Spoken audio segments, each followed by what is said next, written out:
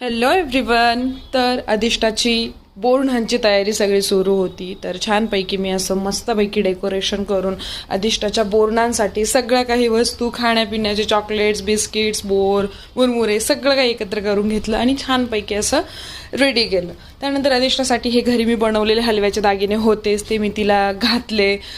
ती अशी शांततेत व्यवस्थित तिला खेळणं हातात देऊन ती घालून घेत होती. नंतर तिचं छानपैकी औक्षण झालं. ती मस्ती छान अशी खुर्चीवर बसली होती. सगळेजण आले होते कॉलनीमधले.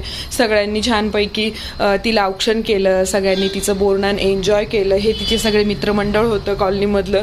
तर ह्या सगळ्यांनी खूप छान एन्जॉय केलं. सगळ्यांनी जे पण काही बोरन्हांच्या वस्तू होत्या, चॉकलेट्स, बिस्किट, यांचा आनंद घेतला. ते कलेक्ट केलं आणि छानपैकी असं मस्तपैकी आनंदी होते सगळे.